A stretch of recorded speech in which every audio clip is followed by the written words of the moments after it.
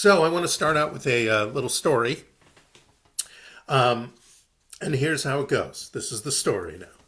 Fire! Fire! In the midst of a great feast, the villagers turned their heads in a drunken stupor, and through their hazy vision saw rapidly spreading flames threatening to engulf them. They desperately looked around for a way out, but were too drunk to get up. We're done for. We might as well get ready to die, somebody started to weep. However, one clear-headed person called out, "Isn't the much honored and venerated Buddha staying in our village right now? His wisdom will help us escape from this god of fire." Everybody prayed quietly, and a few moments later the Buddha appeared. At once this strong and solemn voice brought on a sense of calm. Each sentient being has three fires burning within them, he said. The fire of greed, the fire of anger, and the fire of ignorance.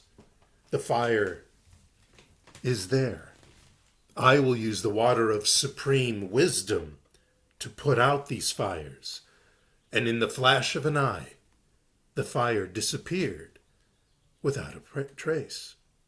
The villagers, with newfound faith in and gratitude for the Buddha, wept in joy and cried praises. "It is not I," he said, "you are to have faith in, but the divine within you."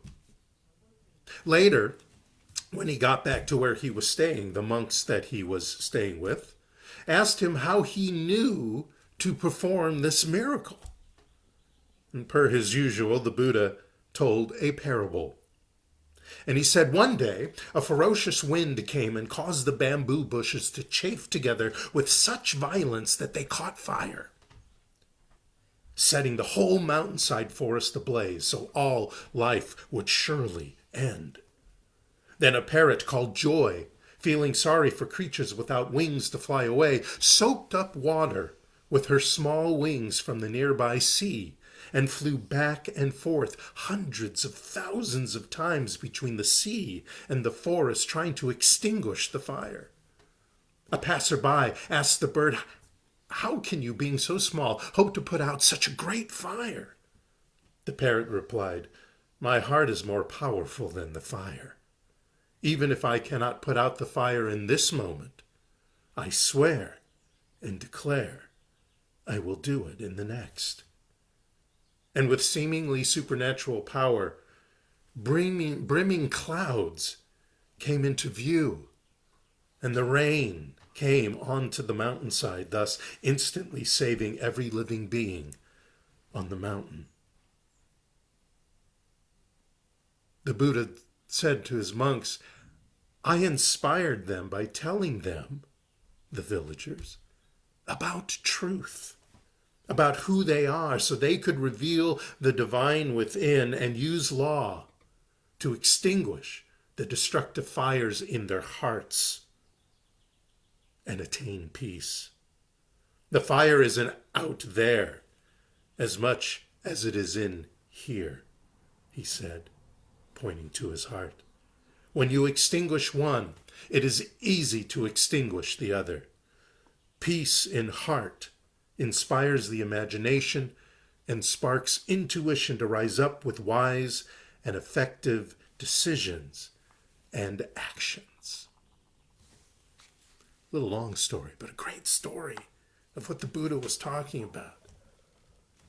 He was talking about our nature. What is our nature? Who are we? When I was thinking about that, it reminded me of that first Batman movie with when Michael Keaton was Batman, and he was up on the roof with with one of the bad guys, and one of the bad guys was looking at him, and he was kind of frightening looking in his Batman costume, and the bad guy goes, "Who are you?" And Michael Keaton as Batman says, "I'm Batman." Well, you're Batman. Better yet, I dare say you are God. You are the God of your experience. You are the God of your thoughts, of your ideas, of your feelings, of your beliefs, of your actions. Oliver Sacks, the famous neurologist who talked about bringing humor into your life when your body temple is not at ease, and whether it is at ease or not, actually. And he wrote, each of us constructs and lives a narrative. This narrative is us. This narrative is us. So what's your narrative? Have you decided what your narrative is going to be, especially now that you're in the house all the time, except for maybe taking a walk or a bike ride or something like that, running to the store, etc.? What is your narrative? How do you feel about what's going on? What's your narrative about what's going on? It's not mine. It shouldn't be my narrative. It's your narrative. It especially shouldn't be the narrative that you're seeing and they're talking about on CNN or whatever news that you watch. It shouldn't be their narrative. It's none of those people. It's none of those things. It's not mine. It's not CNN. It's not your past. It's not your parents. It's not even what your therapist or your counselor or your minister says. It's what you say. It's what you choose to know. It's what you choose to decide is your perception on life, is your narrative. Stuff is happening around us, all around us. Some of that stuff seems scary, is possibly scary. But we get to decide how it affects us. Is it happening around us? Is it happening to us? No, it is not happening to us unless we allow it.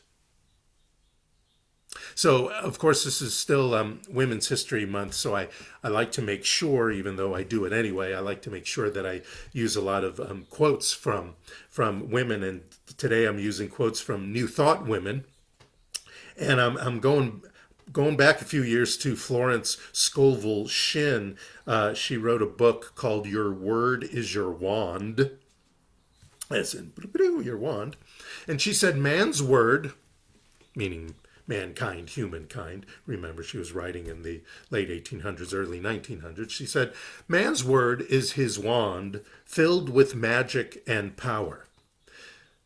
Yeshua, she said Jesus, of course, Yeshua emphasized the power of the word. By the words thou shalt be justified, and by thy words thou shalt be condemned. Reading from the Bible. And death and life are in the power of the tongue. This is from the New Testament, something that Jesus said. And she goes on to say, so man has power to change an unhappy condition by waving over it the wand of his word. In place of sorrow appears joy. In the place of sickness appears health. In the place of lack appears plenty. She's talking about our nature. What is our nature? And what are we doing with our nature? And how are we nurturing our nature? Especially now. In the Science of Mind, and you probably hear this, it's talked, this phrase is in New Thought all over the place. Principle is not bound by precedent. So principle is not bound by what you were thinking a minute ago that is fearful or panicky or worrisome. Principle is not bound by that precedent of that idea. That idea, the new normal, starts with what you're thinking now, with that, that affirmation that is there now. Dr. Bitzer was the first thought leader that I had contact with in this movement. He, in case you didn't know, he was one of the first people in this movement other than Ernest Holmes, as far as the science of mind, the religious science movement. And in fact, Ernest Holmes asked him to move from New York to Los Angeles to do his ministry and his full thought leader work here in Los Angeles, and had a big center in Hollywood, California. And Dr. Bitzer always said, stay in principle even on special occasions. We're in a special occasion right now, aren't we? We're in a very special occasion, and a very unusual special occasion. There's no denying that. But principle, stay in principle, even on special occasions. So what is principle? Well, I'm going to go to the Science of Mind book, where Dr. Holmes actually defined principle, since it is his definition that we use. And he said, the source or cause from which a thing results, a truth which is unchangeable. Principle is truth. And what is that truth? That the divine expresses itself within each and every one of us, individually, uniquely. And we are that expression. And in that expression, we use the principle of the law of cause and effect to bring into our lives and in our mind, in our hearts, and through our gut, because the intuition and imagination kind of gurgles in there, the best life, the best ideas, happiness, joy, the state of mind that we decide we want to be in, even on this special occasion. Ernest Holmes said in the Science of Mind book on page 282, in case you have your book next to you, and this idea is in all caps. I wrote it in all caps in my notes, but it is in all caps in the book. He says, to desert the truth in the hour of need is to prove that we do not know the truth.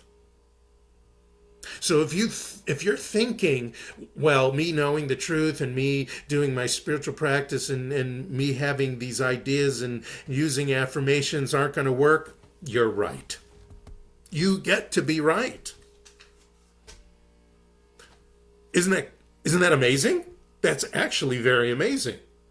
Because you get to be right about that in the same way you get to be right that I am going to find things to do, which I know you have plenty of things to do. I'm going to not go stir crazy. I am going to go outside. I am going to be kind and respectful to everyone. I am going to sit and enjoy no matter what I see or hear in the news, no matter what might be going on in my body temple. I am going to allow joy, the power of the universe, of God, of divine intelligence, of divine energy and vitality to live in my being. And watch my body and my mind and my heart heal itself. I am staying on principle. The theme for this year is perception. So that's all I'm talking about. What is your perception on what's going on? What is your perception on what's going on out there? Where's the window? Right there. What's going on out there? And most of all, your perception of what's going on here in the divine matrix of mind, heart, and gut. What is your perception on that? You get to decide. I don't get to decide.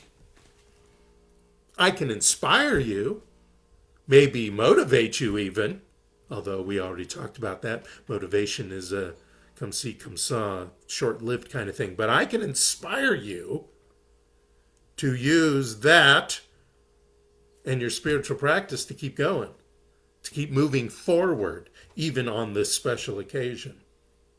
So, okay, I can hear it. I can hear it through the internet. What about monkey mind? What about all the stuff going through my head? Yeah, I get it. It's going through my head sometimes too. I am not vulnerable, is that correct? To what I hear. I dismiss it pretty quickly as far as allowing it to get into my heart. But I get a little monkey mind now and again. So what? You're home for now. So let's take a moment to get clear. That's what this is all about, to get clear on what's going on. So I want to talk a little bit about clarity. I want to jump into a book that Maria Nemeth wrote called Mastering Life's Energies. You may know Maria Nemeth by her Energy of Money book, but she has several other books. And I want to thank Lori Savage for gifting me a copy of Mastering Life's Energies. So Maria Nemeth says, clarity entails tuning into our inner guidance systems, our inner guidance systems. But how can we know our voice of wisdom is speaking or when we're just having another monkey mind conversation? And these are the 5 ways to know that it's monkey mind. Are you ready? Here we go. Very insistent. Monkey mind is very insistent. You got to listen to me right now. This is important. This is integral. This is going on. You better listen. You better listen. Your life depends on it. Very insistent, that monkey mind. It's also survival oriented. You'll find your body tensing up. Maybe not quite this silly, but you'll find your body tensing up. That's monkey mind. A sense of dread or impending doom. I know that's kind of going around. That's going around more than the actual virus. That's monkey mind. Defensiveness. If you find yourself being very defensive about how you're feeling, instead of just allowing your feelings to be there for the minute and a half and going through and then getting done what needs to be getting done. Whatever that is, fun, play, work. Are you allowing that to take you over? When you get defensive, you start feeling accused of. That's why I don't accuse anybody of anything. That's why I tell you to go ahead and feel your feelings for a minute and a half.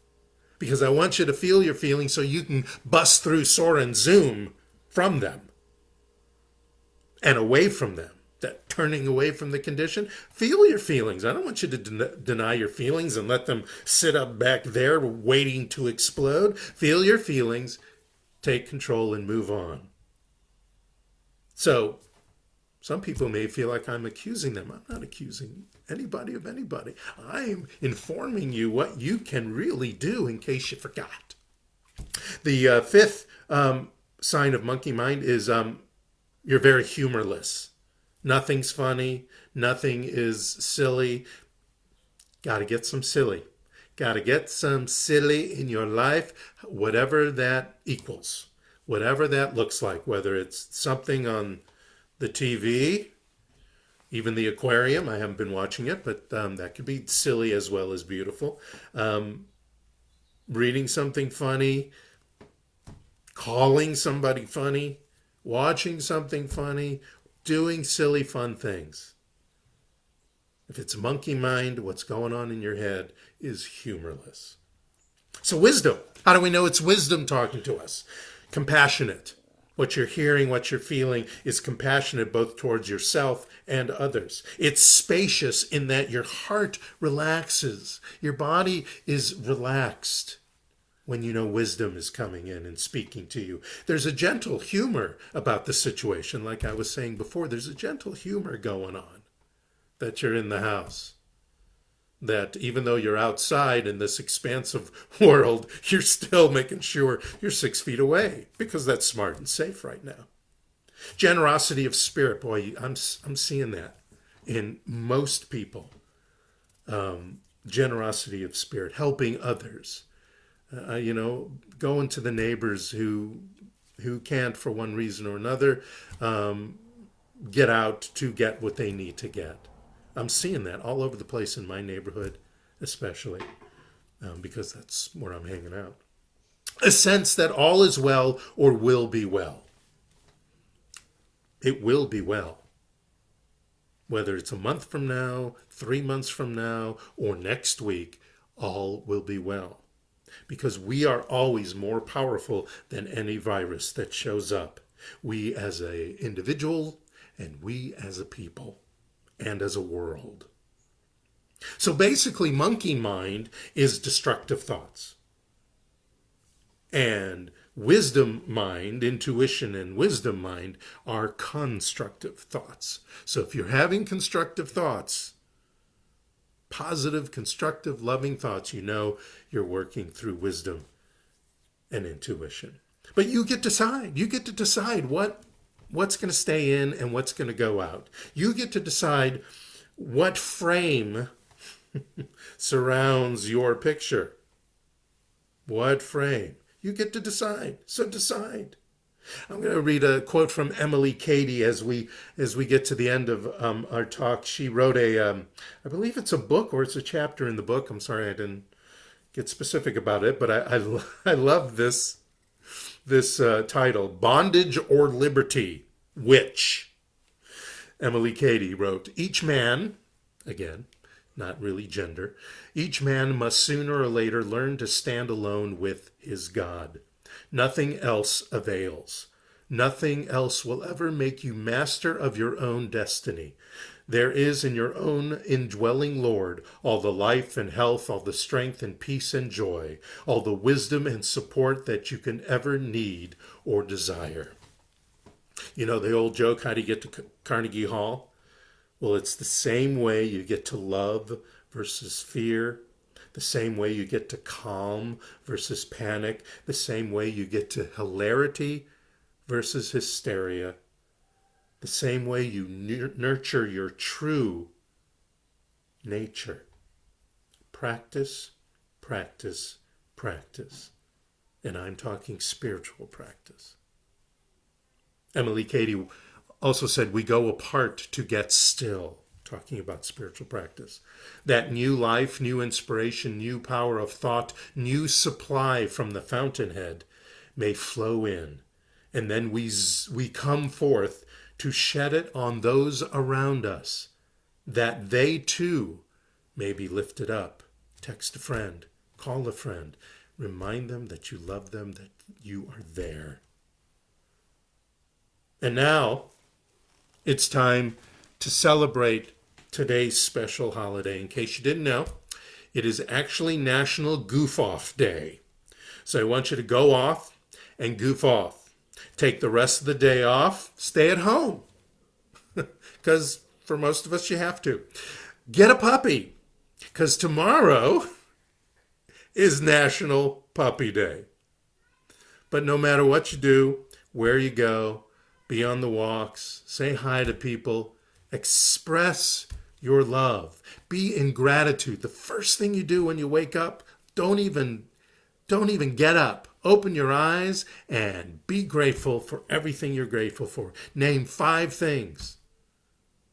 The fabulous person lying next to you, that you even woke up this morning.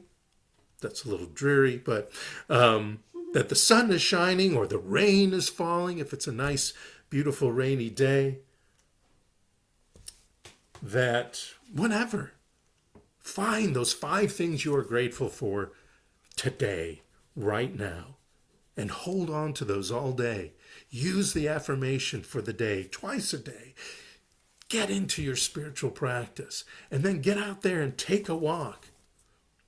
And even though you may be 6 feet away from the person next to you, make sure you clasp your hands together maybe, or just open up your hands to show that your heart is open, and give everyone a good and pleasant and blessed and joyful and loving namaste. Namaste to you.